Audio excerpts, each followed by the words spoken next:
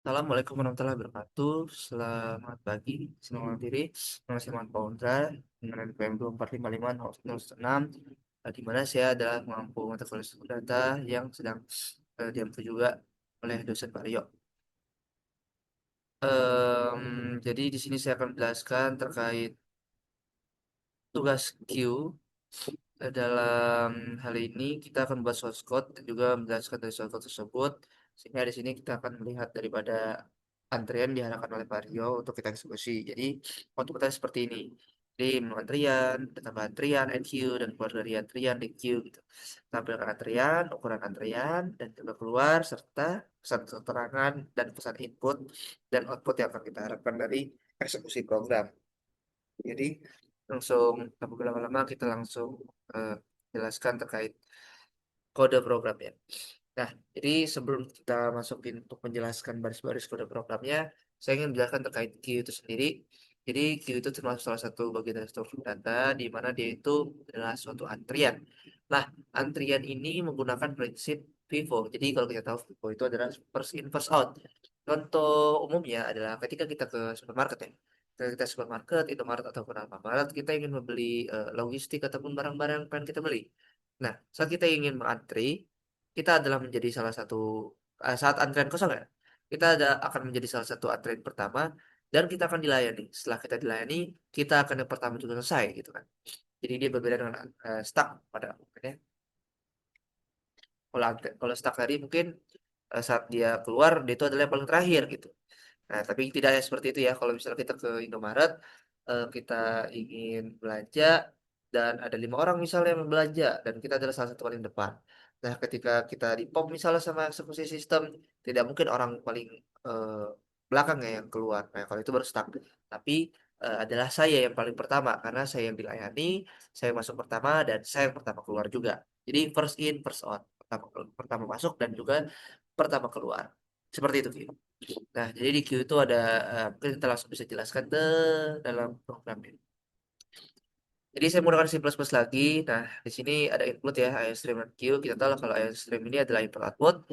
Dan kalau Q ini kita menggunakan library Q gitu kan. Karena bisa juga pakai array, cuma kita pakai Q di C++, ada library. Dan juga menggunakan using namespace std, di mana kita tidak usah mengetikkan std titik dua lagi untuk si out dan juga si in. Nah, kita masuk ke integer main-nya, di mana di sini kita menggunakan Q integer, pemanggilan Q-nya ya. Nah, di sini inisialisasi adalah angka. Nah, di sini opsi dan nilai juga bertimbangkan data integer. Nah, kita mengeluarkan di terminal itu seperti yang di ini ya, soal tadi.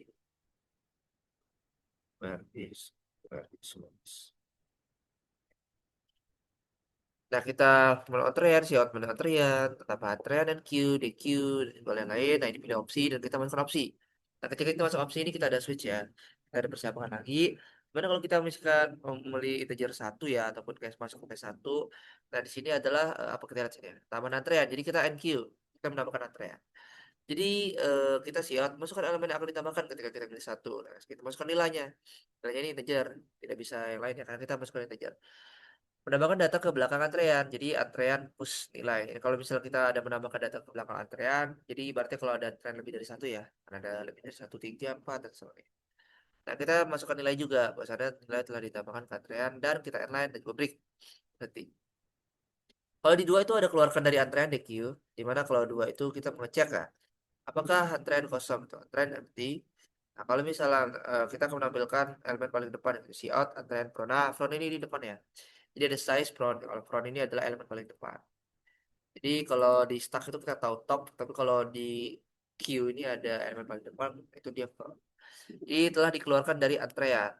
Nah, sehingga kalau misalnya kita ingin apa ya, mengeluarkan queue, jadi ketika antrean kosong ya udah dia antrean kosong gitu. Salah apa? Terus kalau ini kita antrean pop, nah ini kita menghapus elemen paling depan. Jadi kita kalau misalnya menghapus, ingin menghapusnya ini ya, saya jarak. Nah, kita akan menghapus em, yang lainnya ya. Kita antrean tadi. Kalau misalnya yang lainnya juga antrean kosong ya antrean kosong gitu ya. Jadi tadi ini apa antrean kosong gitu ya kan tidak kosong. Kalau tidak kosong kita keluarkan antrean frontnya itu kita masukkan berapa depannya itu telah dikeluarkan dari antrean. Jadi misal kita di inputkan di case pertama ataupun input satu ini untuk push ataupun NQ-nya Q-nya elemen data kita tadi misalnya 100 ya. Nah, 100 ini akan masuk pada pop. Jadi kalau kita pengen pop ya berarti 100 ini telah dikeluarkan. Seperti itu. Kalau misalnya antrean kosong ya data kosong dia break. Masuk ketiga, dan ketiga ini kita menampilkan antrean. Jadi ada berapa aja sih? Misalnya kita ada pengen ada tiga elemen, di mana tiga elemen itu adalah satu, dua, jangan, 5, 10, dan 15. Nah, 5, 10, 15 ini kita akan cek berapa gitu. Nah, ini menggunakan apa ya? Dia akan menampilkan lah. Kalau misalnya ini apa antrean kosong, antrean apa, kita set antrean kosong gitu ya. Nah, kalau misalnya ada yang lainnya nih ya, else cabangan. Jadi ini kita menggunakan time ya. Jadi template ini buat biar supaya kita itu tidak menghapus semua popnya. Jadi melihat membuat salinan. Thank you integer temper antrean. Kita memasukkan isi antrean ya, isi antrean.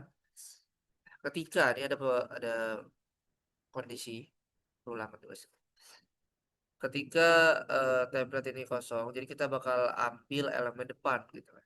Nah, dan juga hapus elemen dari salinan antrean gitu. Jadi ketika misalnya kita ingin mengambilkan ada berapa saja sih elemen yang kita masukkan tadi, rasio dan lain-lain. Nah, kalau case 4 ini baru dia size ya. Case 4 ini kan dia ukuran antrean. Nah, ukuran antrean ini dia merupakan size. Jadi di pertama menentukan jumlah elemen dalam antrean. Kita lihat dulu siot ukuran antrean berapa dan masukkan antrean size-nya berapa gitu. Karena kita tahu dia telah terhitung dari kode eksekusi sistemnya. Kalau kita masukin 4 kali masukkan data berarti dia jumlahnya ada 4 elemen. Case 5 ini kalau keluar dari program ya kita ke return nol lah, return nol ya. Nah, kalau 5 paling lima kita program selesai kita break dan selain itu pilihan tidak valid dan juga kalau misalnya ada selain dari 5 itu dia berarti dari nol. Oh, jika bisa memilih 5, oke kita langsung eksekusi aja. Nah di sini bisa terlihat bahwasannya output-output yang ada di sini tadi dia masuk input-input yang sudah ada di sebelum terminal tadi sudah masuk ke terminal di outputnya. Nah, kita misalnya mau cek dulu ya ukuran antrean dan tampil antrean. Tampil antrean lah masih harusnya kosong ya keluar ya. Nah, tadi kita ngeliatnya sintaknya kayak antrean kosong gitu ya. Tapi kita jati ya kosong, kosong. Kita cek lagi yang kasih berapa tadi kasih tiga ya. Kosong gitu ya. Terus kita cek lagi coba ya ukuran antreannya berapa gitu. Kasih nol ya karena dia kosong ya. Nggak ada yang masuk. Ibaratnya kalau kosong kita pengen keluarkan misalnya nggak bisa gitu.